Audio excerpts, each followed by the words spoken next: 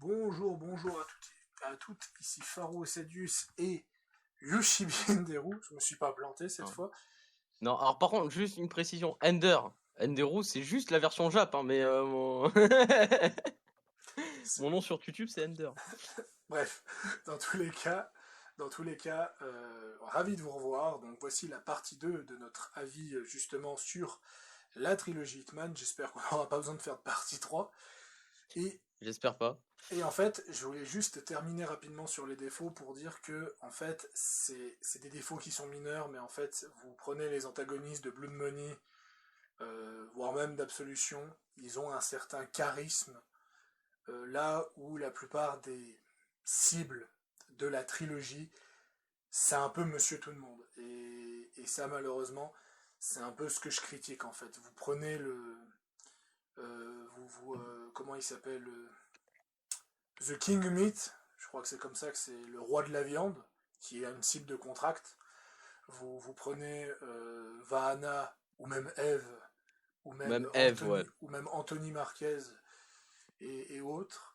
Vous prenez encore d'autres personnages, hein, par exemple les corbeaux, par exemple les fameux corbeaux de Murder of the Crows. Et vous comparez juste cela, voire même les saintes d'Absolution, et vous regardez juste les cibles de la Hitman Trilogy.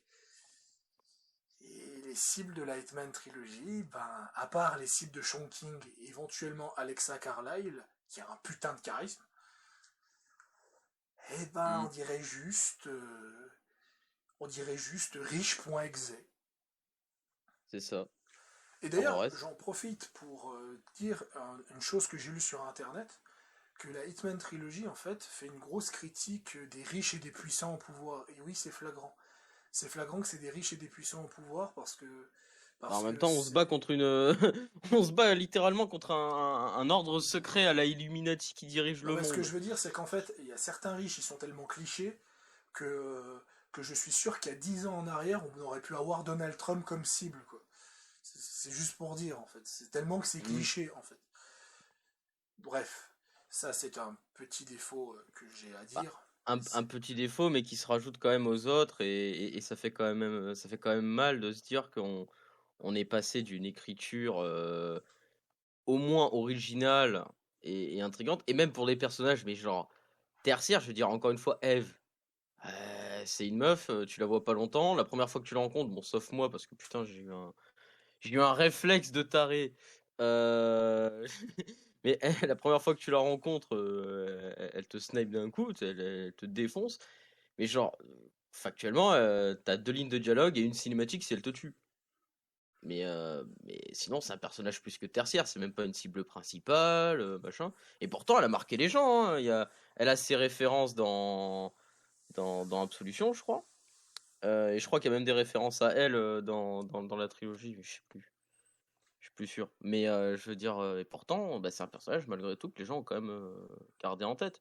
Là, en vrai, je t'avoue que j'ai oublié la moitié des ennemis qu'on doit buter. Vaguement leur gueule.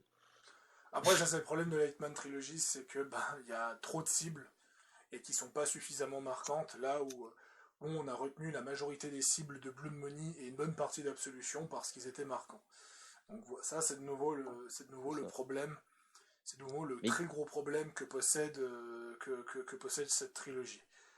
Et l'ambiance sombre, de nouveau, je ne mettrai pas ça comme un très gros défaut, car nous sommes en 2022. Faire quelque chose de sombre et de crade, c'est très compliqué, je le sais très bien, et surtout de la part d'une boîte qui se la joue indépendant.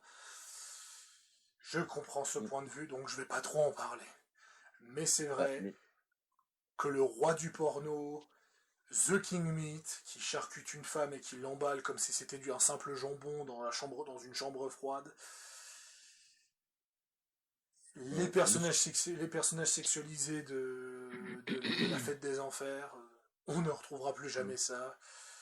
Mais Et je vais c'est pas. con parce qu'en plus de ça, Blood Money était woke avant l'heure, hein, avec le suprémaciste blanc qu'on doit buter et tout. Attends, Ouais, la petite blague.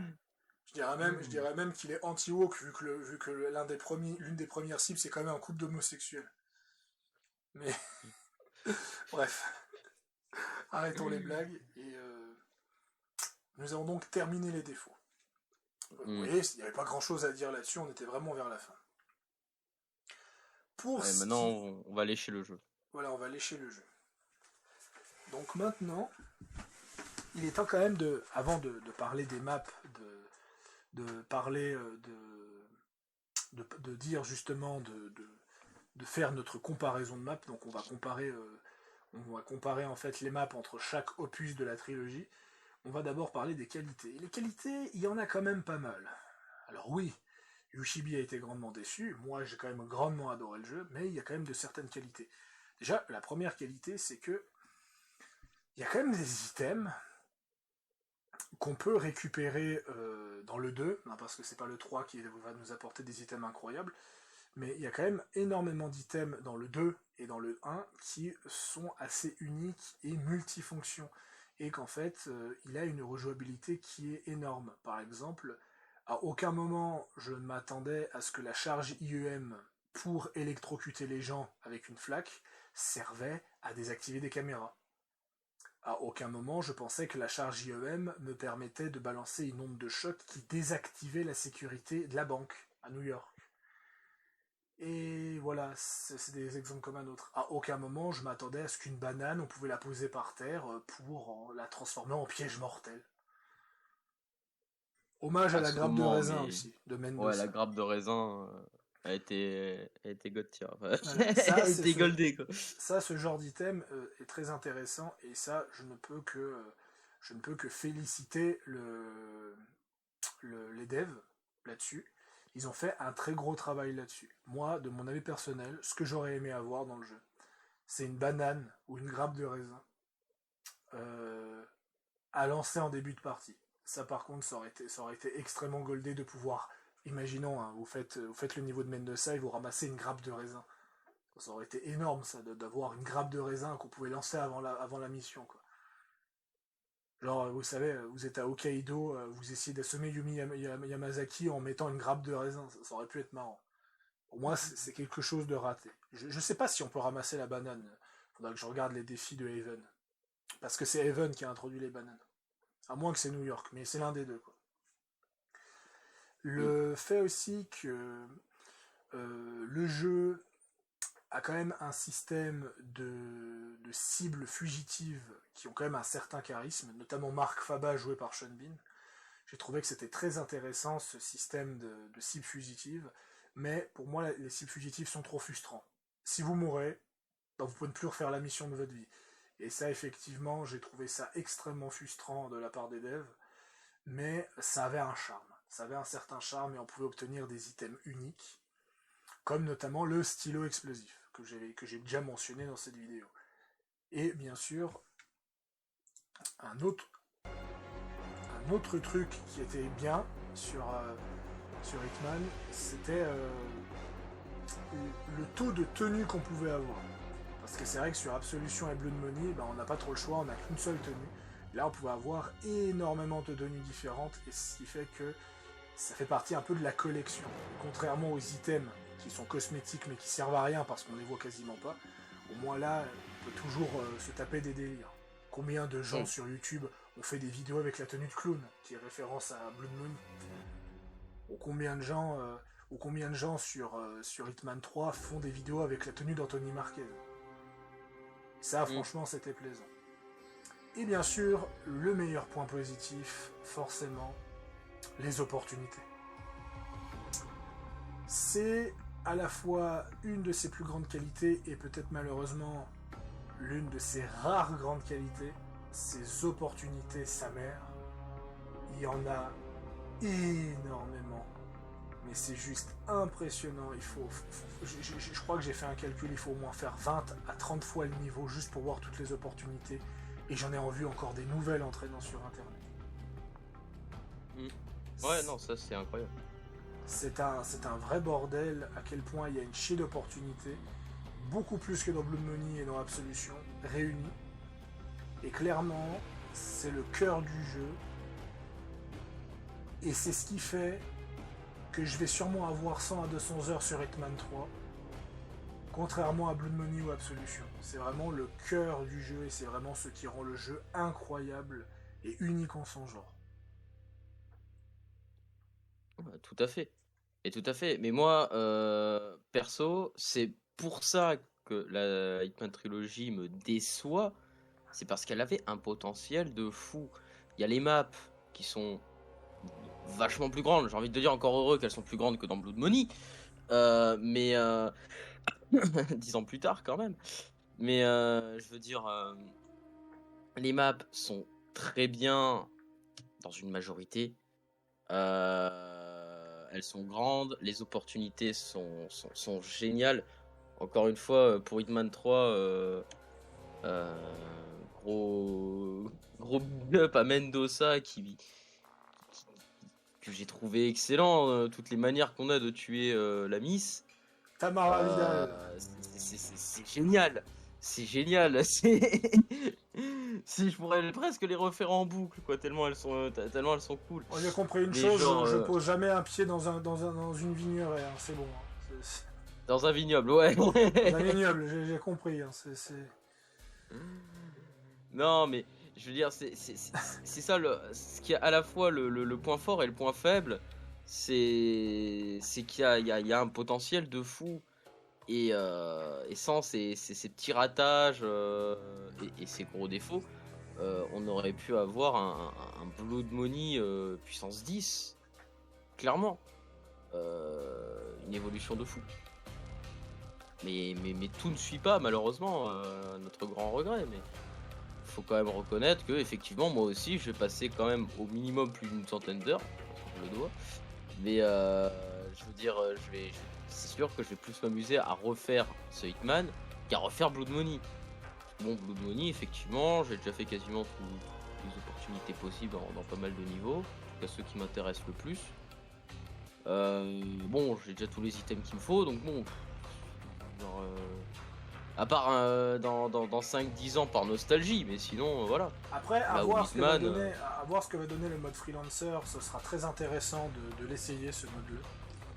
Je pense que le mode freelancer pourrait vraiment relancer la vibe de ce Hitman, mais ça peut être aussi une catastrophe. C'est pour ça que j'attends. faut faire gaffe. Voilà. Parce que je trouve qu'il fait trop de promesses. Sa propre planque, sa propre maison, customisable, avec un système de monnaie pour acheter des améliorations, je crois pas qu'il a été utilisé, mais en tout cas pour acheter de l'équipement. Ouais, ça va être intéressant. Ça va être très intéressant, j'attends ça de pied ferme perso, mais encore une fois, vu l'habitude qu'on a, en tout cas que moi j'ai eu à être déçu, à être frustré, moi j'ai peur de ressentir ça aussi. Pour ça que moi personnellement, j'utilise la technique de j'en attends rien. Si c'est décevant, tant pis. Si ça redonne si le jeu est complètement refait, ben c'est cool. Mais voilà quoi. Pour moi, j'en attends pas grand chose. J'en attends plus des nouvelles maps en vrai. J'attends vraiment beaucoup plus des nouvelles maps. La fameuse Rocky et la fameuse Dugong, j'en attends énormément. Franchement, à voir ce que ça va donner sur le long terme. Je pense qu'on peut avoir des choses assez intéressantes. Mais ouais, je sais pas vraiment quoi rajouter comme qualité. C'est ça qui est triste, n'empêche. Je suis en train de réfléchir. Le problème, c'est qu'il y a beaucoup de doublons. Ils ont retiré le mode coop, donc je peux même pas en parler comme qualité, parce qu'il y avait un mode coop sniper, il y avait un mode PVP d'ailleurs aussi, où l'objectif en fait c'est de jouer en fait 2 parties. Par exemple, imaginons Ushibi joue sur Miami, je joue sur Miami. On voit l'autre joueur se déplacer dans sa propre réalité. Et en fait, tu peux utiliser des items pour perturber sa réalité, en fait. Voilà. Et ça, c'était vraiment cool comme concept. Du genre, par exemple, vous trouvez un explosif de l'autre réalité. Vous lancez cet explosif, ce qui fait que l'autre se fait repérer parce que vous avez lancé un explosif. ou ce genre de choses. Il y avait vraiment des très très bonnes idées par rapport à ça, mais malheureusement ça a été retiré. Ils ont retiré le mode coop sniper aussi, ils ont abandonné les maps sniper, hein, parce qu'on n'a pas du tout eu une seule nouveauté aussi. Ils ont retiré aussi les modes de haute difficulté qui permettaient d'avoir énormément d'XP, d'avoir énormément d'XP de maîtrise, ils les ont retirés, donc ce qui fait qu'à part pour le challenge, ça n'a pas beaucoup d'intérêt. Donc au final, je peux pas... Voilà, le scénario, pour moi, il n'y a rien qui est bon.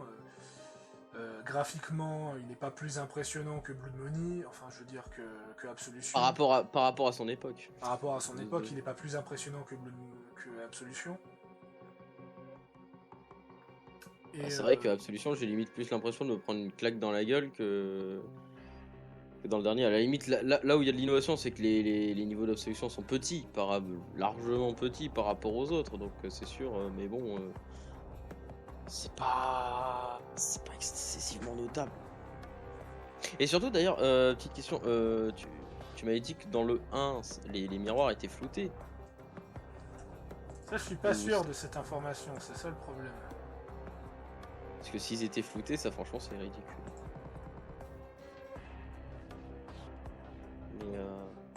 Mais bon, ouais, voilà, c'est le problème, c'est que toutes les bonnes idées ont de grosses taches sombres. L'évolution qui suit pas, le scénario qui avait du potentiel mais qui se casse la gueule, les maps qui sont excellentes en soi mais qui sont troublées par des défauts. Et c'est ça le problème, hein, c'est ce qui fait qu'au final, au niveau des qualités, on patauge un petit peu en rajoutant une couche de défauts dessus. Je viens de constater un petit souci technique. On n'est pas dans un channel sécurisé. T'inquiète pas pour ça. Il n'y a personne qui vient. Ouais, de toute façon, il n'y a personne qui vient, et la seule personne qui peut venir, je crois qu'il est je pense qu'il est en train de... Il est en train de dormir, vu qu'il bosse, normalement. Donc ça devrait aller. Donc, on en revient à ce... On en revient en fait à ce gros problème, c'est justement... je cherche vraiment des qualités, mais je peux, voilà, par exemple, oui, certains niveaux d'Hitman 3 sont plus sombres, oui, Mendoza est plus sombre que la plupart des niveaux, oui, Berlin a une espèce de vibe Absolution, oui, c'est bien, mais comment dire, beaucoup moins qu'Absolution et Blood Money. Et en fait, j'ai beau chercher plein d'arguments, le gameplay d'infiltration est quasiment le même que Absolution. Alors attention, hein, faites-moi dire ce que j'ai pas dit. Hein. Le système de costume est mieux fait que dans Absolution. Le système justement de repérage est mieux fait que dans Absolution. Mais par contre, c'est dû à Absolution. Cacher les corps, c'est exactement le même système qu'Absolution. Le bruit est exactement le même qu'Absolution. Les animations, ça c'est un défaut qu'on a oublié de citer, c'est le recyclage. Voilà, le recyclage est le même qu'Absolution. On fait commencer l'animation un peu plus tard, on accélère vite fait les mouvements et pouf, c'est tout. Voilà. C'est ça, hein. Il y a quand même l'animation, il y a quand même quelques changements où j'ai quand même remarqué dans une vidéo où il y a même Absolution où les animations sont même mieux travaillées. Donc en fait, on peut même pas parler de ça en fait. Voilà, c'est ça. C'est du recyclage en moins bien. On aimerait lui donner des bons points, mais malheureusement, à part sa fenêtre d'opportunité énorme. Ah oui, et qui reste important à noter. Au final, le jeu, on y joue pour ça. Et pour moi, le problème, c'est que il a aussi perdu en gameplay. Il a perdu en gameplay, et en fait, là où il a perdu en gameplay, c'est parce que les développeurs veulent qu'on ait une approche plus furtive. Donc plus de bouclier humain, plus de mode instinct tueur. Oui, c'est une chose, mais le problème avec ça, ok, on a moins d'opportunités de fight, ça ne me dérange pas, mais de nouveau, ça fait partie des défauts parce que vous n'avez rien On n'avait rien contre. L'intelligence de l'IA, je suis presque à dire que celle d'Absolution était plus intelligente, je vais peut-être pas le dire, mais je pense qu'elle est du même level, en vrai. Alors, ça là-dessus, si je puis me permettre, je rajoute un petit détail technique, c'est que plus la map est grande, plus c'est un peu plus compliqué de devoir gérer 20 milliards de... Enfin, 20 milliards, je me comprends, j'extrapole, de routines différentes pour que l'IA se déplace dans l'espace, etc. Oui, mais c'est le problème. Je me fais un peu l'avocat du diable, mais... C'est ça le problème, c'est que Hitman 3, on le compare à un jeu de 2020, alors qu'en vérité c'est un jeu de 2016, et c'est ça le problème. C'est qu'il est sorti en 2020, mais vu qu'il a plus une gueule d'extension de Hitman 1 en 2016, la comparaison est absolument débile en fait. Parce que en fait, si tu le compares comme un jeu de 2016, tu te dis que l'IA est encore correcte. Sauf qu'il est sorti en 2020, Hitman 3, et il n'y a pas eu d'amélioration d'IA. Voilà, il a franchement des très bonnes qualités. On aimerait en dire plus, mais... Ouais, c'est triste. Franchement, wow. Ah oui, voilà, les musiques d'Hitman 3 sont bien. Voilà. L'île de Sky, l'ambiance soviétique, c'était sympa. Voilà. De nouveau, c'est pas Jesper Kid de Blood Money. Mais c'était bien. Voilà, c'était sympa. C'était sympa, ça va. Ah, j'essaye, hein. J'essaie vraiment, mais... Et c'est triste parce qu'on n'a pas envie d'être méchant. Au final, on l'aime bien. On l'aime bien, mais bon. Moi, je l'adore. J'ai passé 210 heures sur Hitman 2, mais... J'en passerai pas autant que toi. Hein. Je maximiserai pas autant les trucs. À part si vraiment j'ai une période où j'ai une frénésie des succès Steam et que j'ai envie de farmer les succès. Mais... Ah, si t'as une frénésie des défis comme moi, je peux te dire que tu vas t'éclater. Ouais, mais faut que je l'ai la frénésie, faut que je sois dans le mood. Système de défi repris d'Absolution, hein, pas du tout inventé sur l'Hitman Trilogy. D'ailleurs, c'est... Ah bah oui. Voilà. Et au final, d'ailleurs, c'est... En fait, j'ai envie de te dire, c'est un peu un bon résumé. C'est qu'en gros, c'est juste une fusion des deux. Hitman Trilogy, c'est exactement, je pense, ce qu'on aurait voulu pour Absolution, en fait. En fait, si vous fusionnez Absolution et Hitman Trilogy, vous avez le meilleur Hitman. Voilà, ça. Le gameplay, le gameplay nerveux de Absolution, le gameplay fluide de Absolution, un excellent scénario et 1 milliard d'opportunités à la Hitman Trilogy. Voilà. Ouais, bah, grosso modo, c'est une espèce de fusion un peu décevante, mais une espèce de fusion entre Absolution et Blood Money, quoi. Voilà. Avec un chromosome en moins. On le défonce, le pauvre, arrête. Voilà, c'est...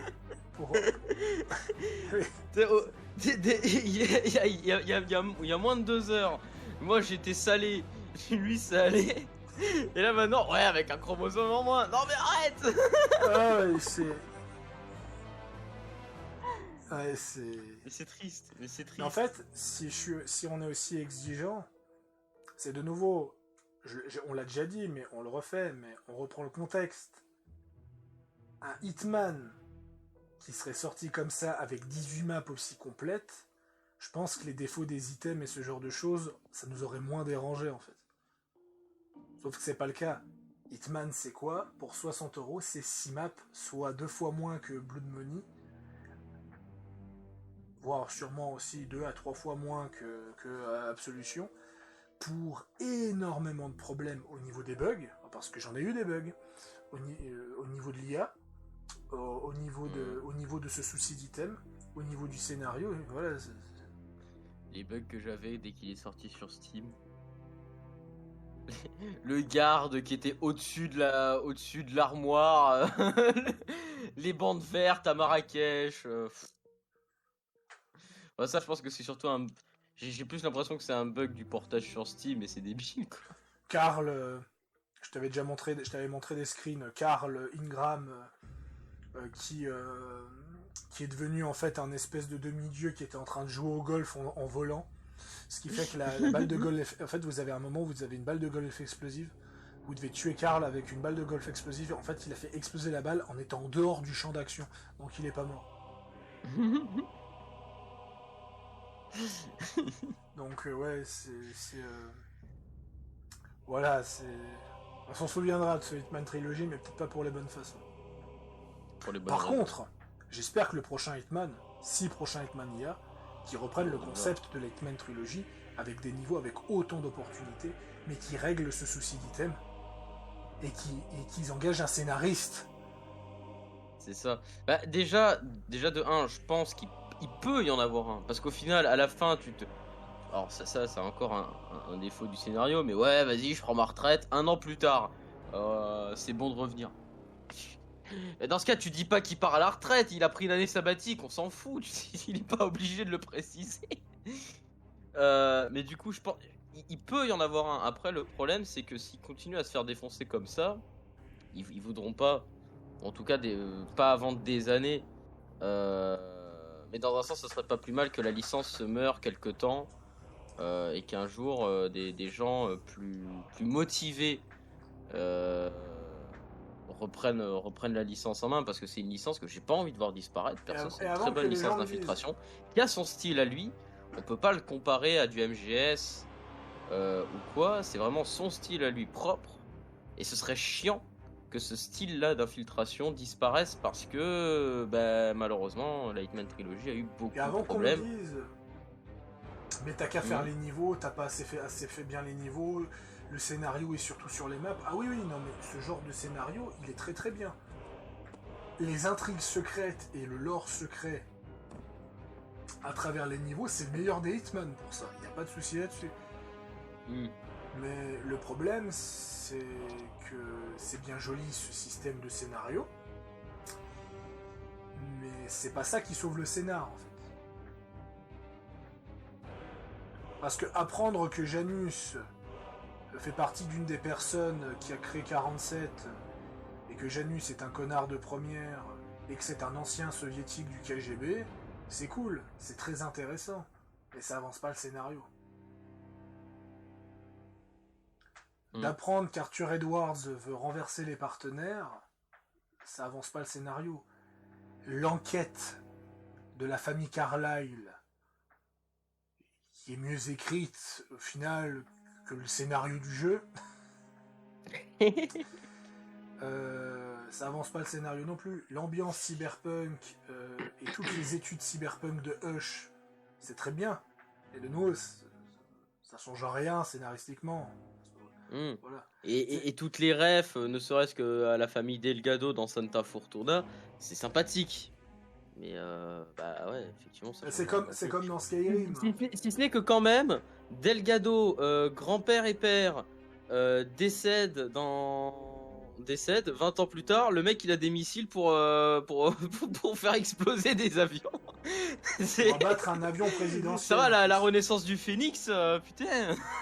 Mais là de nouveau, c'est le petit cartel Delgado dans un vignoble dans une hacienda, pour être précis. Ouais. Alors petit, non, c'est précisé que c'est un gros. On n'a pas l'impression, mais c'est 2006. Voilà. Ce que je veux dire, c'est qu'il y a des niveaux, beaucoup plus grands en termes de taille d'impressionnant. Donc c'est, comment dire, voilà, on a le délire de les Delgado, c'est le putain de cartel de malade qui est capable de, qui est carrément instoppable et qui, au final, on apprend que le cartel, au final, c'est une façade de Lucas Gray. Après, c'est super intéressant pour le scénario, voilà. Mais par exemple, il y a un scientifique de Ether qui est kidnappé. On apprend que c'est les Delgado qui l'ont kidnappé et que Lucas Gray a demandé aux Delgado de les torturer. C'est super intéressant, mais de nouveau, c'est pour comparer à Skyrim. Dans Skyrim, il y a plein de lore intéressant, il y a plein de sous-lore intéressants sur les guerres civiles ou autres, mais ça sauve pas la quête principale pour autant. C'est pareil. Les quêtes secondaires d'Hitman, c'est bizarre de dire ça, sont très bien écrites. Mais bon, malheureusement, voilà, ça sauve pas tout. Voilà, ça sauve pas tout. Ouais. Et oui, ça c'est un très bon point qu'a le jeu. Et c'est pour ça que j'invite énormément aux gens de refaire plein de fois les maps pour découvrir les secrets et autres. Parce que c'est vrai que le jeu a un putain de potentiel au niveau des maps, au niveau des secrets qu'on découvre. C'est c'est très très très intéressant. Il y a vraiment des choses qui sont passionnantes, mais de nouveau, ben, est-ce que est-ce que ça sauve le scénario pour autant? Non, pas tant que ça. Bon, je crois au passage, on a directement sauté des qualités au fait de ce qu'on pense globalement. Voilà, parce que globalement, je peux pas.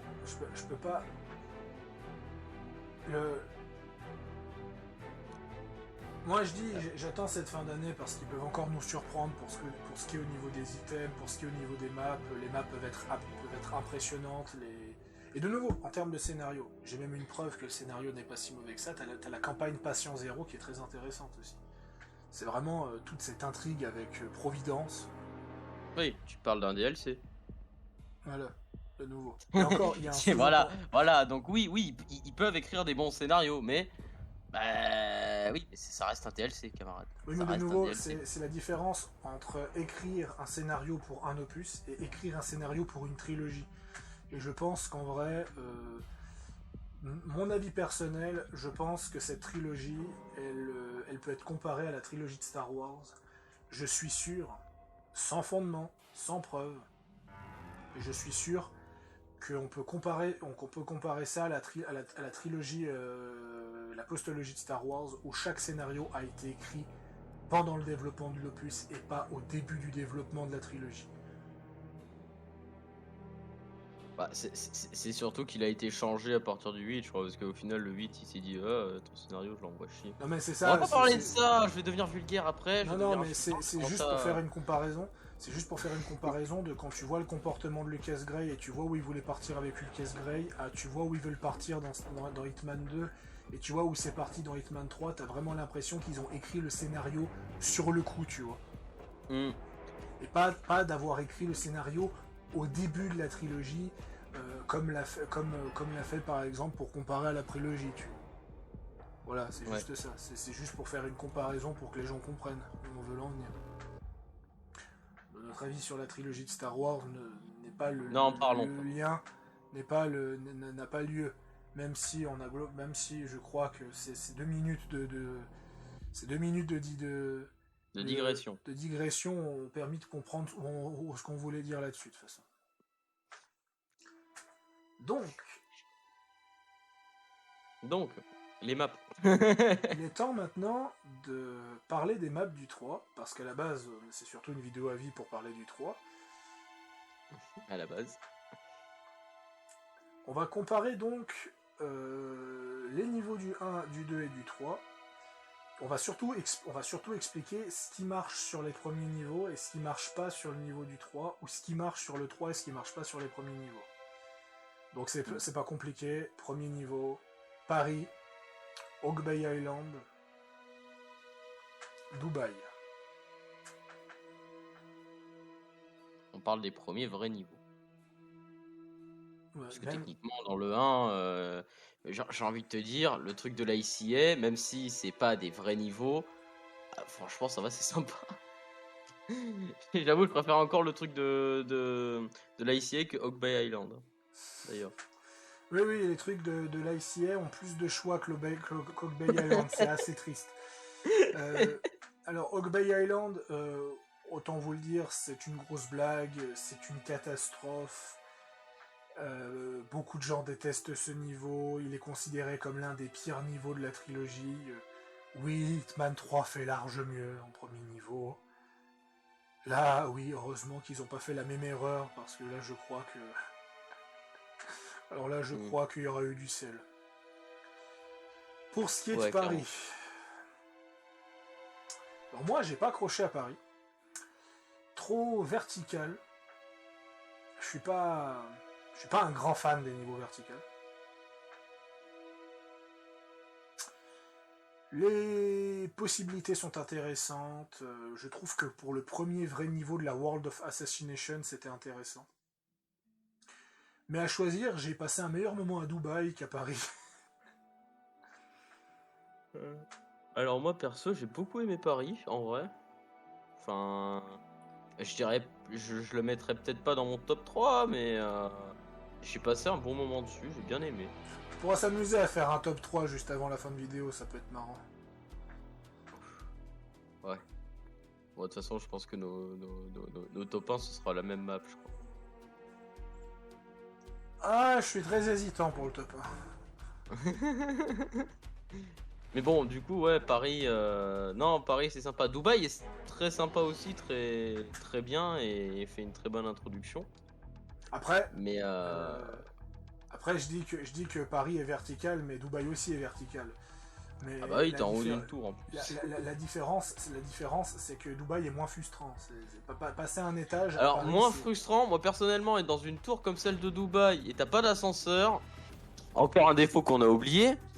On en parlera après. Là, on parle de Paris. Mais j'allais en venir pour les ascenseurs. Mais... Tu parles de niveau vertical, moi je te parle des ascenseurs.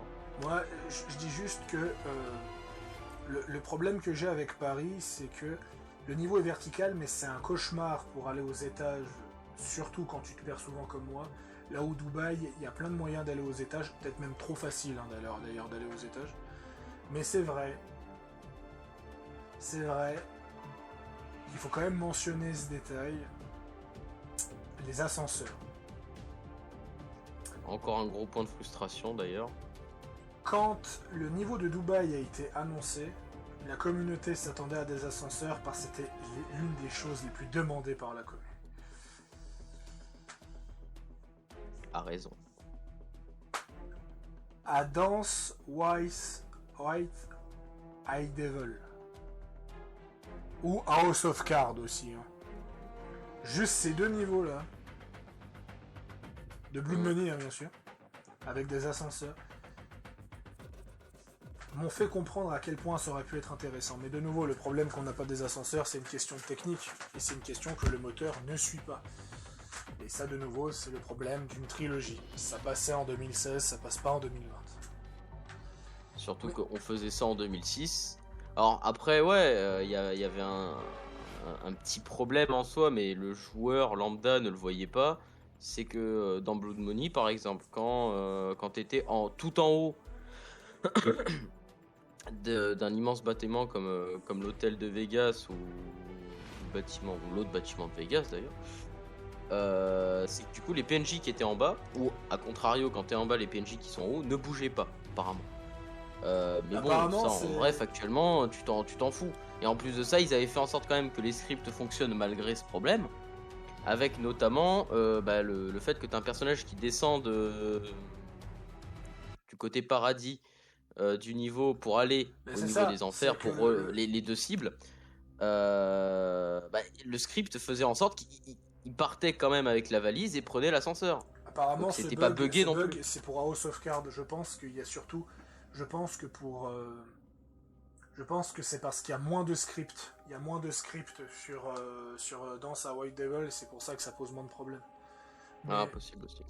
Mais ça n'empêche pas que ça, c'est Dubaï et les non-ascenseurs, c'est une grosse occasion manquée. Berlin aussi, d'ailleurs. D'ailleurs, Berlin et l'image du niveau avec des escaliers, je suis désolé de le dire, mais ça c'est clairement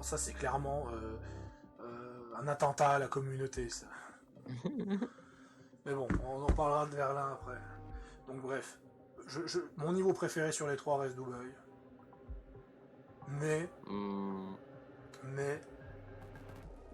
les ascenseurs, je ne les ai pas oubliés, yo. Ah non, voilà. Ça c'est sûr. C'est un niveau décevant du 3, mais ça reste mieux que Paris, que j'ai vraiment pas aimé. Oui, j'ai vraiment pas aimé Paris. Je crois que Paris doit être dans mon top 3 des maps que j'ai le moins aimé. Moi, en vrai, franchement, je pense que je mettrais Paris... Je mettrais au même niveau que Dubaï. Je mettrais au même niveau que Dubaï parce que les deux, j'ai très apprécié, j'ai du mal à les départager. Mais je mettrais peut-être Paris en premier quand même.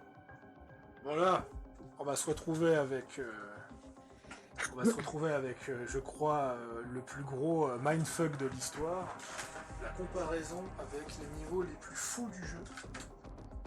Dartmoor, Sapienza, Santa Fortuna. Alors là, effectivement... Ah non, c'est Miami, excusez-moi. Ah, ah voilà. Alors ça va, Ouais. c'est plus facile.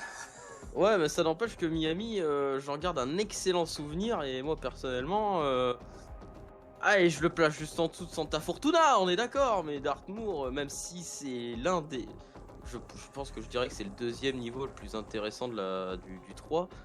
euh, il reste moins bon que ses prédécesseurs. Alors moi, c'est pas compliqué. Dartmoor a une qualité qui est sa plus grande faiblesse. L'enquête. Vous retirez l'enquête, Dartmoor est fade. Parce que la plupart des possibilités d'assassinat vient de l'enquête. Sans l'enquête, il n'y a rien de tout ça. Parce qu'il y a plein de scripts qui ne s'activent pas sans l'enquête. Le dîner ne commence pas sans la fin de l'enquête. Le suicide, parce que la cible peut se suicider, n'arrive que avec la fin de l'enquête. Qu'elle peut se faire assassiner par quelqu'un d'autre n'arrive que à la fin de l'enquête. Une probabilité de la pousser dans le vide n'arrive que en fin de l'enquête. Il y a je sais pas combien de probabilités qui vient à cause de cette enquête. Et cette enquête, le problème c'est qu'elle est longue. Et c'est sympa. C'est sympa pour de la faire 2-3 fois. Mais c'est vite chiant, quoi. C'est vite chiant de faire une enquête au final. Surtout quand tu commences à la connaître par cœur. Donc pour moi, clairement, Dartmoor, même s'il a un potentiel de fou, même s'il est unique en termes d'ambiance et qu'il est même impressionnant, d'ailleurs c'est l'extrait que je vous montre actuellement, c'est Dartmoor, hein, où justement on voit mon personnage enquêter à travers toute la famille, même si Dartmoor est super intéressant, ça reste un niveau qui est très limité, mais qui a une ambiance Blood Money, donc petit lieu, mais ambiance sombre et intéressant. Mais malheureusement, face à Sapienza, qui est la map préférée de la majorité des joueurs. En même temps, elle est géniale, elle est plein d'endroits différents, que ça soit du coup la villa de base qui a son style, Et le laboratoire, la ville hein, qu'il y a autour, et en plus de ça, c'est une ambiance très vivante. Tu me parles de Sapienza, mais c'est Miami, camarade. C'est après Sapienza, tu m'as dit. non, Sapienza, c'est la map du 1. Ah, Sapienza, c'est la deuxième mission du 1. je confonds. Excuse-moi, pardon. C'est pas grave. Dans tous les Mais cas, Sapienza, en termes d'ambiance vivante, en termes d'interactivité, en termes de rejouabilité de map, parce qu'elle a tellement une ambiance de fou, et elle est tellement grande qu'on a carrément 3 variantes différentes, ce qui fait qu'il y a 4 niveaux à Sapienza, avec les DLC. Ce qui en fait, Dartmoor, ils sont plantés, ils ont fait une escalade. Ils ont fait une escalade gratuite avec des variantes, ils en auraient dû faire un niveau complet, quoi. Donc de nouveau, Sapienza c'est la meilleure des 3, hein, je crois que ça sert à rien d'aller plus loin. Miami par contre m'a dérangé sur pas mal de trucs. En fait j'aime pas les intrigues à temps limité. Miami a le même problème que l'enquête, une bonne partie des intrigues de Miami c'est le circuit. Donc dès que le circuit est terminé, bah tu l'as dans l'os. Donc je préférais... Après, quand le circuit est terminé, après t'as des nouvelles opportunités. Oui, et après, après tu l'as dans l'os. Et après tu l'as dans l'os. Voilà. Donc en tout, sur le papier, d'ailleurs il y a un truc qui est excellent aussi, je te le dis d'ailleurs, c'est que tu empoisonnes l'eau de la coupe. Voilà. Comme ça tu laisses la course se faire elle-même, et à la fin elle boit dans la coupe, elle meurt. Ça c'est pas mal aussi. Mais c'est vrai que moi j'ai moins accroché à Miami. La variante de Miami est nulle à chier d'ailleurs. en parlant de ça. Les variantes des maps du 2 non, sont nulles à chier d'ailleurs. D'ailleurs s'il y a des variantes sur le 3, s'il y en a un jour, j'espère qu'elles seront de meilleure qualité. Donc clairement... Moi personnellement j'ai beaucoup aimé Miami. Clairement faudrait que je refasse Miami, mais petit coup de cœur pour Dartmoor, mais de nouveau, comparer Dartmoor à Sapienza, c'est un petit peu comme comparer Blood Money à Absolution. Donc voilà, j'ai dit ce qui est, j'ai dit ce qu'il fallait, fallait dire. Ouais, je rajouterais juste que moi personnellement, si toi t'aimes pas les trucs de Miami, moi je trouve ça très intéressant parce que ça donne des opportunités qu'on peut pas faire ailleurs. Hein. Le coup de tirer dans la voiture, je trouve ça excellent. Mais je comprends que toi ça te frustre. Moi personnellement, je me dis que bon, à force de refaire le niveau pour refaire les intrigues, tu peux les connaître et les faire. C'est un peu plus chiant que d'autres intrigues, mais au moins ça rajoute un côté un peu neuf et un côté aussi très vivant. Petit cadeau personnel par rapport à Miami. Miami a un truc très intéressant, c'est qu'on peut pousser Knox Senior, vu que j'ai plus son nom. Et en fait, on peut le pousser, et en fait, si on le pousse au bon moment, en fait, il s'écrase sur la voiture de sa fille, ce qui fait que sa fille prend un tonneau. Qui tue la fille au passage. Là, j'ai trouvé ça très intéressant de la part justement d'Hitman, de Hitman 2, les opportunités possibles avec. Même si, de nouveau, le manoir Carlyle m'a impressionné au niveau de son ambiance. Mais ça reste que Miami est très très intéressante. Mais genre, ça reste Sapienza qui défonce le game là-dessus. Donc voilà. La suite. Donc, un point Paris. Donc là actuellement on a un point pour le 1. On a. Moi j'avais dit quoi? J'avais dit toi t'as dit. Dubaï. T'avais dit Dubaï, donc toi c'est un point pour le 3, un point pour le 1. Et moi c'est un point pour le 1 et un point pour le 2. Ouais voilà, donc ça, actuellement c'est le 2 c'est le 1 qui domine pour le moment. Voilà, donc maintenant, troisième mission. Marrakech. Santa Fortuna. Berlin. Bon, bah, je vous dis direct, hein, c'est Santa Fortuna, je crois qu'il n'y a pas besoin d'aller... Là c'est à l'unanimité. À l'unanimité. J'explique pourquoi. Berlin est intéressant. Berlin a l'une des ambiances et le style le plus incroyable qu'il y a, mais elle est ratée. Berlin est raté as fuck. Les mecs qui ont des lunettes noires, donc même quand tu les vois au loin... D'ailleurs, je ne mens pas, hein, j'ai vu Yushibi le faire. Il tuait tous les agents qu'il voyait, toutes les personnes aux lunettes noires qu'il voyait, il les tuait. Je crois qu'il y en a que un ou deux. Il y en a que un ou deux, c'est un peu fake, mais voilà, il y en a un ou deux où il s'est fail, mais la majorité du temps il s'est pas planté. Et ça c'est le vrai problème de Berlin. C'est je suis un garde du corps dans une boîte de nuit. Je suis à l'extérieur pour surveiller la boîte de nuit, mais je porte des lunettes noires en pleine nuit. Ouais, c'est débile. Et aussi le fait qu'ils parlent trop. Les mecs de l'ICA parlent tout le temps à l'intercom, ils n'arrêtent pas de parler. D'ailleurs, ils sont tellement débiles que même Jiao, donc leur opératrice, elle leur demandait de fermer leur gueule. C'est pour dire le niveau de ces niveaux de l'ICA. T'as l'impression que c'est des stagiaires. Mais il y a des opportunités intéressantes à Berlin. Le climax. Le climax, ou la rencontre musclée. Mais de nouveau, la rencontre musclée qui fait très Absolution, quoi. Tu vas directement rencontrer ta cible, ça part en gunfight où tu défonces tout le monde. De nouveau, c'est très Absolution, c'est très cool.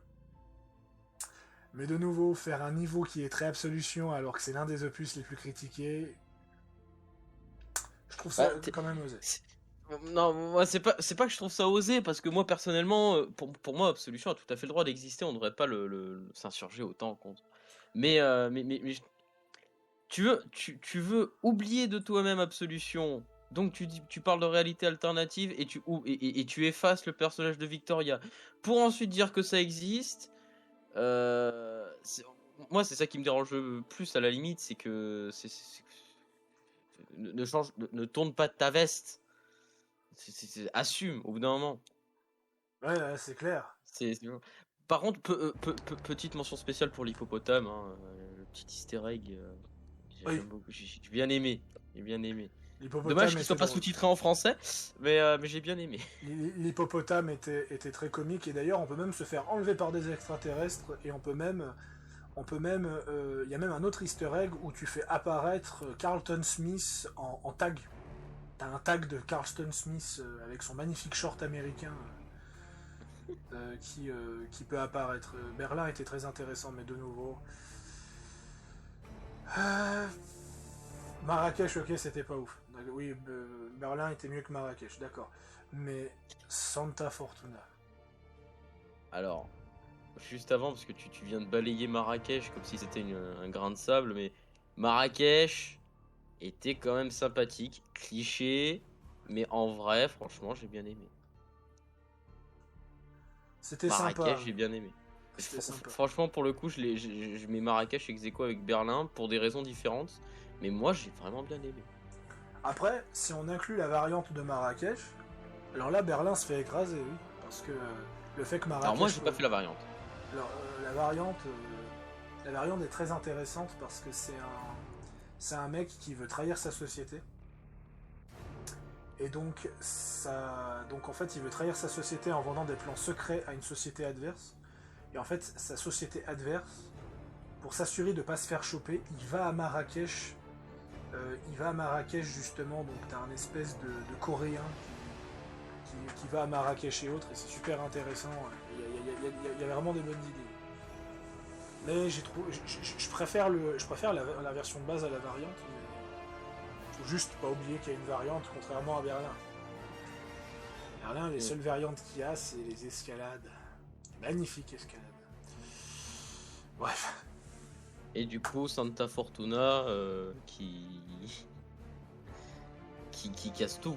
Hein, en Santa termes de Fortuna. taille, en termes des Santa Fortuna opportunités est qui la se map la présentent plus grande pas. de la trilogie, possède une ambiance particulière. Moi j'aime beaucoup le côté jungle, repère secret de cartel, ça fait très, ça fait très Ghost Recon Wildland, où justement on doit détruire le cartel de Bolivie.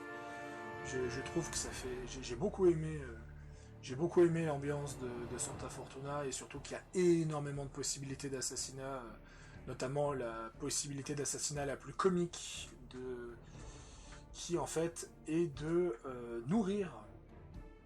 En fait, c'est de nourrir l'hippopotame de Rico, d'avertir Rico que son hippopotame est soigné. Il va voir son hippopotame et le pousser dans le bassin de l'hippopotame, ce qui fait que vu que l'hippopotame est devenu accro à la viande humaine, il va manger Rico Delgado. Et en fait, j'ai appris, grâce à des anglophones, que Rico veut dire en espagnol goûteux, bon, bon goût. Donc voilà. En tout, l'hippopotame de Rico l'a bouffé parce qu'il avait bon goût. Bref. Vraiment rien à dire là-dessus. Santa Fortuna, j'ai vraiment adoré. Il y a tellement de poisons différents. Et les défis, mais. Les défis où tu dois empoisonner une partie de la population en tant que chaman. Et ce qui fait que tu gagnes, comme cadeau, une poussière de chaman qui est une bombe assommante. De nouveau, on en reparle d'items qu'on peut obtenir qui sont uniques. Bah, ça en fait partie. Et ça, c'était très intéressant d'avoir une espèce de grosse bombe assommante qui, justement, est très intéressant sur le fond. Donc, nous arrivons... Un nouveau point pour le 2. Un nouveau point pour le 2. Deux nouveaux points pour le 2, même. Donc, ce qui fait que là, le 2 domine à 3 points. On arrive donc à la 4ème map. Et là, ça va être assez cocasse. Donc, Mumbai. Bombay, pour les Français. Chongqing. Ou Chongqing, comme vous voulez. La map en Chine. Et Bangkok.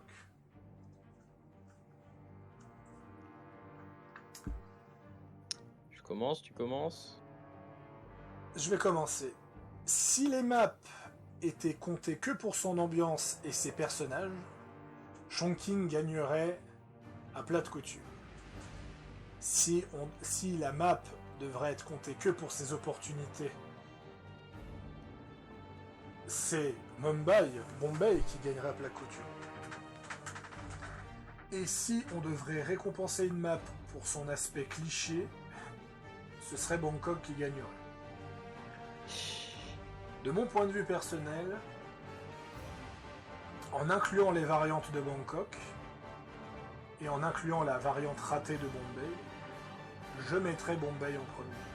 Bombay est une map qui est impressionnante en termes visuels de ce qu'elle peut proposer et en termes d'assassinat alternatif. J'ai encore même trouvé un autre type d'assassinat alternatif entraînant sur internet cette semaine où c'est Daoud Rengan et Ivan Yasha qui discutent parce que le Maelstrom a disparu. Je ne la connaissais pas, ça. Clairement, Bombay, elle est impressionnante. Et la musique de Bombay et l'ambiance de Bombay. Oh putain. Clairement, autant je préfère l'ambiance cyberpunk à cause de Deus Ex et ce genre de choses avec Chongqing. Mais Chongqing m'a tellement déçu en termes d'opportunités, en termes de taille, que clairement je vote Bombay. Clairement. Ouais. Moi personnellement je te suis. Je rajouterai juste parce que je sais que t'aimes pas du tout Bangkok. Moi, j'ai été très déçu au niveau de la map. Mais après on va dire l'ambiance et tout, ça va, j'apprécie. Je la déteste pas autant que toi. Petite mention spéciale pour la référence avec le club des 27. Donc le club des personnes, notamment des artistes qui meurent à 27 ans. Club tristement célèbre. Qui aurait été un très bon clin d'œil. Excellent. S'il n'y avait pas Diana qui forçait dessus.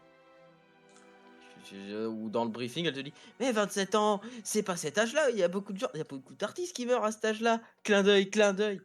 Juste le titre, ça suffisait. Et aussi, je trouve ça dommage c'est que Bangkok possède le seul personnage de la licence où le mec meurt alors que techniquement il n'est coupable de rien. C'est Ken Morgan. Et IO Interactive a tout gâché avec Hitman 3, où tu apprends que Ken Morgan était l'associé de Donny Hathès. Voilà. Le fait que 47 aurait pu enfin tuer un innocent qui n'avait pas fait grand chose, histoire de donner un soupçon moral que c'est un assassin meurtrier, non, parce qu'en fait Ken Morgan, il travaillait depuis le début avec Donny Hathès, qui est l'un des plus gros meurtriers d'Argentine. Voilà, je trouve ça dommage. C'est vraiment dommage. Même si Jordan n'aurait pas mérité de mourir non plus. Même si ça reste un meurtrier de Jordan, donc c'est légitime. Mais voilà, pour moi, c'est de nouveau, c'est ce qui va pas avec le scénar du 3. Ken Morgan était un random. C'était un random qui a juste défendu un meurtrier. Il est mort parce qu'il a défendu un meurtrier, parce qu'il a fait son job. Le problème, c'est qu'en disant en fait que en fait c'est un associé de Donny Hathès, bah en fait tu te dis c'est un associé de celui qui peut devenir le constant, c'est un associé du mec qui était quand même prêt à buter Diana, donc c'est forcément un connard. Mais voilà, de nouveau, c'est le problème de notre génération d'aujourd'hui, où si tu assassines quelqu'un dans un jeu d'assassinat, il faut qu'il ait un vrai motif. Et ça, je trouve ça dommage. Bon, je crois que suite à tous ces points, Hitman 2 va certainement gagner. Oui, clairement. Hein. Voyons plus, donc voir qui va s'en sortir entre le 3 et le 1. Donc, après Chongqing, nous avons les maps les plus impressionnantes du jeu, bien sûr. Nous avons Colorado, dont la majorité de la commu déteste. Mendoza, on a globalement dit ce qu'on pensait de Mendoza. Ouais, je crois qu'il n'y aura pas besoin de trop en parler. Et pour terminer, Wiltoton Creek. Alors j'avoue, là nous avons affaire au panier du panier. Donc pour commencer, Colorado est une excellente map, hein, je le dis d'avance. Je n'ai rien contre Colorado, mais non, c'est pas Colorado qui va gagner. Wilton Creek est très intéressant, c'est très sympa ce qu'ils ont fait. Ça fait beaucoup penser à Nouvelle Vie, qui est un niveau de Blood Money, la nostalgie nous prend, c'est très très intéressant. Mais de nouveau, le problème que j'ai avec Wilton Creek, c'est qu'il y a des choses un poil débiles. Voilà. Du genre que personne suspecte que Cassidy travaille pour Janus, ça c'est aussi marrant. Par contre, ce niveau, si on devrait faire un top 3 de la nostalgie, ce niveau gagnerait la première place. Entre Janus, qui a travaillé avec le Dr Hortmeyer, entre le fait que ce niveau est un copier-coller d'un niveau de Blood Money x 100 en termes de taille, ouais, et surtout une petite référence dans les ordinateurs de Cassidy où tu apprends que Cassidy était un agent du vice-président américain et qu'il a été viré de la Maison Blanche pour pas avoir su le protéger lors de son assassinat. Ça fait quand même beaucoup de références. Ça fait quand même beaucoup de références à Blood Money dans ce niveau. C'est plus du fan service à ce stade-là. Et je n'ai pas terminé. Parce qu'on apprend encore que Janus est l'espion qui a convaincu Jasper Knight à trahir les Américains. Jasper Knight, qui est l'espion que Söders a éliminé, qu'on apprend globalement dans le prologue. Le taux de référence est vraiment incroyable dans Wilton Creek. Bon, peut-être même un peu trop de fanservice, à mon goût. En vrai, moi non, ça va. Moi au contraire, j'apprécie beaucoup et j'apprécie aussi un petit peu tout petit magouille qu'il peut y avoir avec la vieille qui fait des muffins que tout le monde adore et qu'en vrai, c'est une assassin. Oui, que quand Janus demande de les débarrasser, elle empoisonne le muffin. Ça c'est très intéressant et c'est basé sur une histoire vraie américaine, donc j'avais trouvé ça assez intéressant. Sur le personnage. Wilton Creek est vraiment excellente, mais bien sûr, malheureusement, ce n'est pas lui qui va gagner. Pour moi. Non. Je t'avoue que pour moi non plus, Mendoza est vraiment... Mendoza est vraiment très bonne. On a parlé de toutes les opportunités. On a parlé de la map en elle-même, des personnages. Il y a un truc dont on n'a pas parlé, et c'est la raison pour laquelle, limite juste pour ça, je lui donne mon point. C'est Diana. Il n'y a pas que ça, mais je vais dire pourquoi j'ai... Je veux dire, moi personnellement, c'est limite que pour ça, parce que qu'est-ce que c'est cool Qu'est-ce que c'est cool de pour une fois ne pas avoir l'impression d'être tout seul. Ça change. Et de voir Diana du coup faire des trucs, faire tout en sorte pour que tu puisses faire tes magouilles pour arriver à tes fins, allumer une radio pour distraire quelqu'un, pour pouvoir jeter quelqu'un dans le grappoir, s'enlever après la photo pour pouvoir écraser pauvre Vidal. Mais... Non, franchement, j'ai trouvé cette map vraiment, vraiment bonne.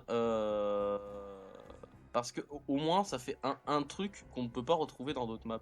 Et surtout, petit hommage à comment je l'ai éliminé moi, où tu vas calmement discuter avec Diana en tant que soldat, et que tu dis à Diana je vois que vous et votre ami vous passez une excellente journée, je vois justement que vous devez profiter du plein air, et en tout Diana qui comprend à travers les mots subliminales de 47 qu'elle aimerait que Tamara soit à l'extérieur parce que 47 a un plan, et on a cette fameuse scène où en fait on utilise l'équipe de snipers de Doniates pour se débarrasser des intrus gênants. Je suspecte que cette équipe de snipers était à la base chargée d'éliminer 47. Et que tu abats Tamara Vidal avec cette équipe. Donc en tout, tu utilises les équipements, tu utilises l'armement de Doniates contre l'autre cible. Et que littéralement, tu as la petite phrase de Diana, je n'ai jamais vu l'assassinat de si près, donc c'est ça que ça fait. J'ai trouvé ça intéressant. La 4e intrigue secrète où Diana peut faire son premier meurtre aussi. Le fait que Doniates peut tuer Tamara, le fait que Tamara, à travers une pseudo-intrigue, finit par découvrir que tu es l'agent 47 et cherche à te tuer, le fait que tu peux pousser la femme à Doniates à tuer Doniates. Je vais pas toutes les citer, hein, mais de mon point de vue personnel, Mendoza est l'une des meilleures maps de la trilogie, si c'est pas la meilleure map de la trilogie, en compétition avec Hokkaido. Franchement, entre Hokkaido et Mendoza, pour moi, c'est très très dur de dire quelle est la meilleure des deux, parce qu'elles sont quand même vachement incroyables les deux. Pour moi, c'est clairement pas évident. Alors, je préfère l'ambiance japonaise, ce genre de choses. On parlera d'Hokkaido après, camarade. Voilà. C'est juste après. Voilà. Et je dis juste ça pour comparer Mendoza à Hokkaido. Je préfère l'ambiance japonaise, high-tech et technologique de Hokkaido, mais l'originalité de Mendoza fait que si on devrait comparer les deux, je mettrais un ex-aequo en première place à ces deux. Donc forcément, si je dis ça, on arrive à la dernière map. Les Carpates, meilleure map de l'univers, Hokkaido et l'île de Sgai. Et ça, on va pas se mentir, que ces 3 maps sont les meilleures dans toutes leurs catégories.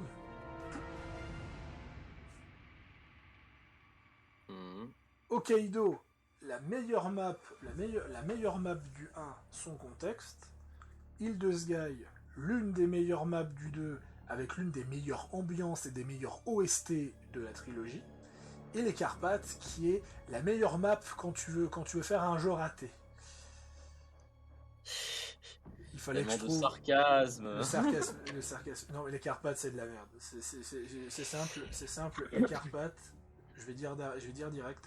Si je devais faire un top 3 des pires niveaux, je mettrais Oak Bay Island en 2ème, Lycia en 3ème et les Carpates en 1er. Voilà. Lycia en 3ème, putain. Bah oui, parce que c'est mieux qu'Oak Bay Island et... Ouais, non, mais ça fait bizarre de le mettre si bas. Non, mais les Carpates, j'ai vraiment pas kiffé non plus. Enfin, je l'ai fait comme ça. En plus, du coup, je suis en mode bon, bah vas-y, tu sais quoi, on y va bourrin, on tue tout le monde. De toute façon, le jeu il compte qu'il n'y a pas d'innocent. Ouais, c'est un long couloir. Alors oui, il y a des ennemis blindés là-dedans, des ennemis qui jettent des grenades d'ailleurs. C'est sympa, mais... Moi, quand je l'ai fait, c'était des grenades flash. Hein, oui, moi aussi, il me jetait des grenades flash. Oui, non, mais sauf que c'est depuis Paris qu'ils lancent des grenades flash, donc... mais je veux dire... Enfin, voilà, ouais...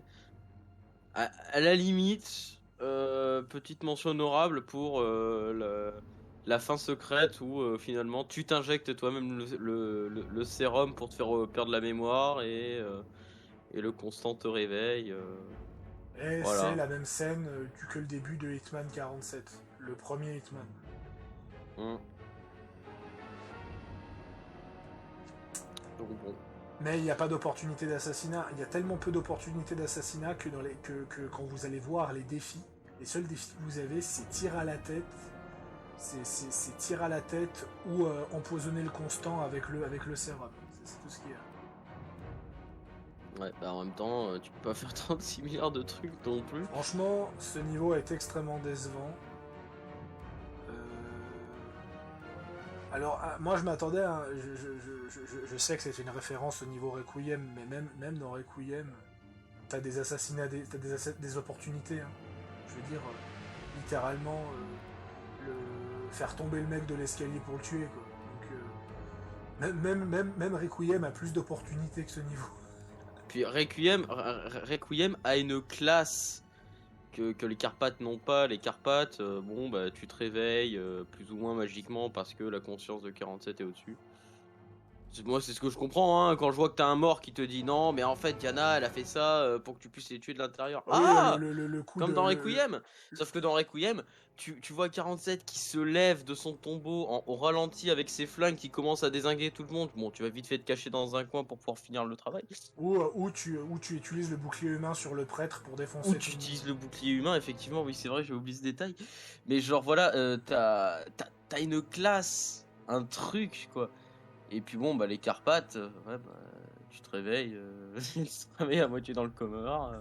Ouais, mais c'est vrai que Voilà. le coup de Lucas Gray en mode en mode jeu de fantasy n'abandonne jamais le combat. Souviens, Souviens-toi de mon sacrifice.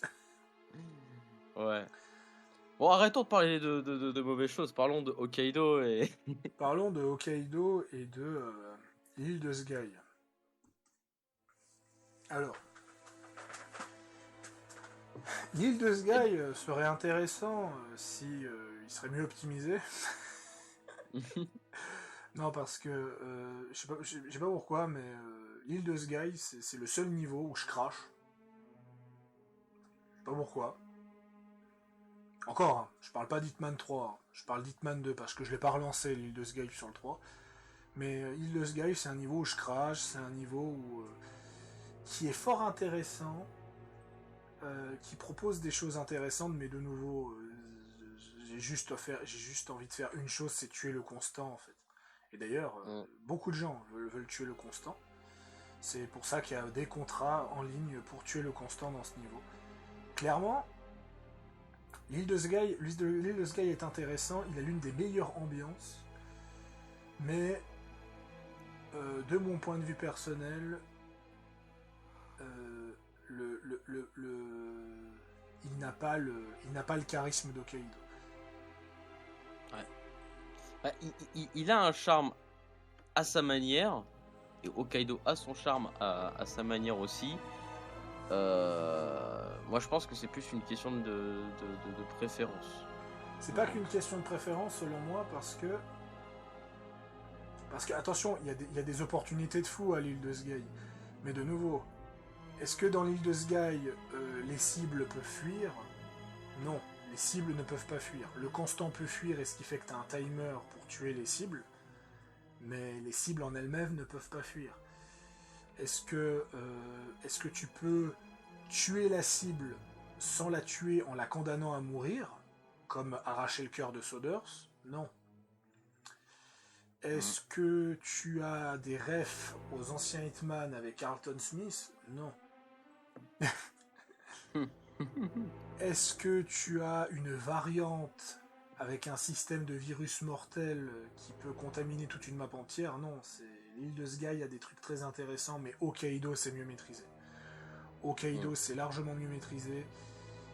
Et clairement l'île de Sgai c'est un truc de fou. Franchement, je pense que l'île de Sgai je la mets en top 2 ou top 3. Clairement.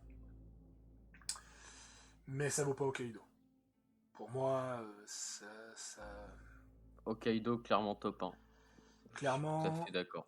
Clairement, Hokkaido, avec l'ambiance, tout et tout, la retrouvaille avec le Fugu aussi, ça fait... qui fait référence à Ayamoto.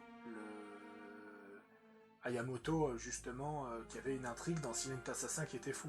Juste pour que vous ayez le contexte, hein, j'ai été lire ça sur internet. Vous empoisonnez le fils d'un baron du crime Yakuza pour le tuer, pour placer une puce sur son corps, comme ça quand son père va aller l'enterrer ou l'incinérer, vous allez pouvoir le choper. Un truc de fou. Pour 2004, 2004 ou 2002 le jeu, un scénario de taré comme ça, vraiment un truc de fou. Et clairement le retour du Fugu ça fait plaisir. Les délires aussi, le délire de pouvoir jouer au démineur avec Kai, le délire que tu peux tomber justement sur un petit robot qui te demande de le ramener à Kai qui fait référence à Portal. Non, c'est franchement c'est vraiment incroyable Mm. Hokkaido. Et de nouveau, l'exécution la plus classe de la totalité de Hitman, qui est de fixer Erich Söders en étant habillé en 47. Ce qui fait qu'il meurt d'un arrêt cardiaque. Par contre, ce qui est con, parce que techniquement, il est connecté à un défibrillateur, mais bon. Mm. J'ai trouvé que c'était quand même assez important, et puis t'as quand même cette sensation d'avoir terminé une grande aventure. Quand tu vois la dernière cinématique d'Hitman 1, les cibles sont quand même fort intéressants, et globalement, euh, j'adore tout ce qui est asiatique et autres. Et franchement, si Shonkin aurait eu la taille d'Hokkaido, je pense que Shonkin aurait pu finir dans ce classement, mais s'il avait autant d'opportunités et autres, ça aurait pu être vachement cool. Mm. Et bien sûr, on n'oubliera pas toutes les possibilités complètement folles à Hokkaido d'assassinat, comme le sauna, comme la poussée dans le vide, comme la poussée à fuir. Et quand Ouais, elle quitte pour. la map, tu abats le téléphérique aussi. Ça, c'est un truc incroyable. Ah non, mais c'est excellent. Bah, de toute Quand même, façon, Hokkaido, c'est quand même l'une des rares maps, avec Dubaï et avec Sapienza, où la cible peut quitter la map. C'est super intéressant. mm, Et aussi, référence à Dexter, l'antagoniste d'Absolution, ça m'a fait plaisir. Clairement, Hokkaido, c'est un niveau que j'ai poncé, mais poncé. J'ai vraiment kiffé ce niveau. Là où l'île de Sky, bah, c'est cool, l'ambiance est vraiment cool. Pour moi, c'est le niveau le plus dur du jeu. L'île de Sky, c'est le niveau le plus dur du jeu. Et on ne pourra pas faire plus dur que ce niveau. En termes de difficulté, je le mets en top 1, l'île de Sky. Mais voilà, qui dit difficulté, qui dit pas qu'on s'amuse forcément dans les niveaux. on passe à la tier list. Bah, on vient de finir. Regarde. Hmm. On vient de finir là. Non, là, je parle de la tier list, le top 3. Ah, le top 3 des maps. Ah oui. Bon alors.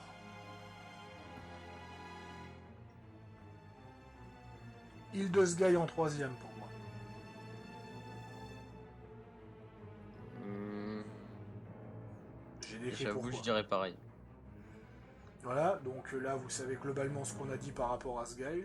En top 2, alors en top 2, je mettrais en ex aequo Sapienza et Wiltaton Creek. En ex aequo les deux. Hmm, Sapienza en- est un endroit incroyable, c'est un endroit que j'ai aimé faire, c'est un endroit qui a une forte rejouabilité et qui propose des choses super intéressantes. Et Wiltaton Creek, l'ambiance, je l'ai trouvé incroyable. Bref, pour moi, clairement, top 2, les deux ex aequo. Moi, personnellement, alors, puisque je peux en mettre ex aequo, je dirais Sapienza et Bombay. Bombay, vraiment. Parce Bombay, que c'est les gros, c'est les grandes maps, c'est celles que je sais que je vais encore passer beaucoup de temps dessus et que j'ai vraiment beaucoup aimé. J'arriverai pas à le prononcer. On va l'appeler Nouvelle Vie 2.0. Je l'aime beaucoup pour ses rêves, pour la map, pour beaucoup de choses, mais pour moi il est pas dans le top 3. Enfin, perso. bah, je pense que Bombay, je le mets juste derrière ce gars, en vrai, Bombay. Je le mets en quatrième position. Et tu vois, on en a versant. Bon, et top 1, par contre, ça, je crois qu'à mon avis. Alors, top 1, Hokkaido Mendoza. Moi, Pour je moi. mettrais juste Hokkaido. Moi, je mettrais juste Hokkaido. Ah, je pensais que t'allais mettre Mendoza dans le top 3 minimum, tu vois. C'est vrai que j'ai du doute. À la limite, dans ce cas, je le mettrais peut-être en ex aequo avec le troisième, mais j'ai, je sais pas, non, pas premier, pas premier. J'ai beaucoup kiffé, hein, je dis pas le Non, pas contraire. premier, je comprends, mais je m'attendais au moins Mais en top 3, quoi. C'est ça que je veux dire. ouais, non, ouais, bah, le truc, ouais, non, ouais, peut-être ex aequo avec le troisième, mais non, moi Hokkaido, pur et dur, excellent, juste Donc je excellent. pense Puis que Le seul niveau qui arrive à me rendre triste, quand t'as Kai qui échoue parce que tu sabotes, alors ou elle le tue dans l'opération, ou alors avec le défibrillateur aussi. Tu peux le tuer aussi comme ça. Et tu vois, je suis désolé, la- le patient ne donne plus de signe de vie. Je sais pas pourquoi, j'ai l'impression qu'elle va se mettre à chialer, quoi. Je suis en mode, non, petite intelligence artificielle, ne pleure pas. Rejouons Oui, des mineurs. puis des fois, quand tu la pirates, puis que tu commences à l'entendre rigoler comme une psychopathe, comme une Yanguiré, c'est... Ça aussi, le Kai... D'ailleurs, anecdote, hein, Kai veut dire Kronstadt à Artificial Intelligence. C'est Kronstadt qui a créé Kai, et tu peux trouver le modèle originel de Kai sur Miami. Oh. Ouais, qui est en exposition d'ailleurs, que tu peux... je t'inviterai à refaire Miami pour ça, il est vraiment cool Miami pour ça. Et clairement, Mendoza, voilà, hein, comment dire, Diana qui se la joue assassin, toutes les opportunités où tu peux tuer la cible en ne faisant rien. Le... Mhm. Les grappes de raisin. Mhm. Les grappes de raisin.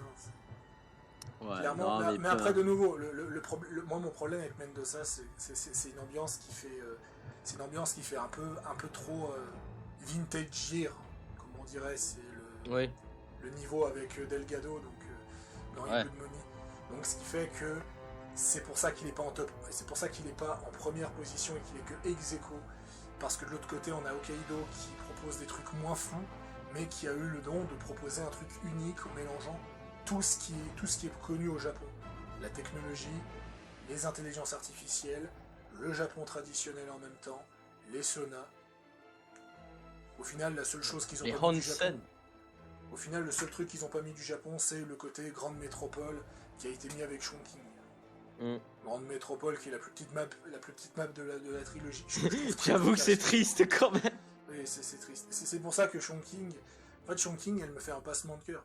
Parce que Chongqing, d'un côté, j'ai envie de dire que c'est l'une des meilleures maps, et d'un côté, j'ai envie de dire que c'est une des maps qui m'a le plus déçu. C'est pour ça que... Bah, c'est une map qui te vend du rêve, et au final, bon, bah, le rêve. Je pense que si je devrais faire un top 3 des maps où j'en attendais énormément et qui m'ont été déçus, je pense que je mets Chongqing en première position.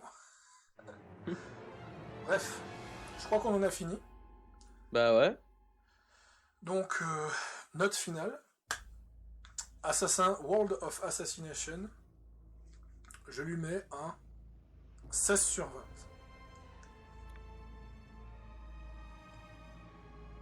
Moi, je vais être Franchement, plus méchant, je lui mettrai un 14. j'hésitais à mettre un 15, mais en reparlant de Mendoza, je me suis dit qu'il mérite un 16. Vous vous rendez compte, hein, Mendoza lui donne littéralement un point. Alors, moi, je lui mets 14 parce que beaucoup trop de frustration. Et heureusement qu'il y a cette rejouabilité,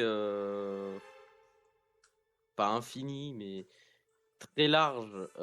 Et c'est ce qui fait que je vais passer encore du temps dessus. Et c'est ce qui fait que ça reste un bon jeu.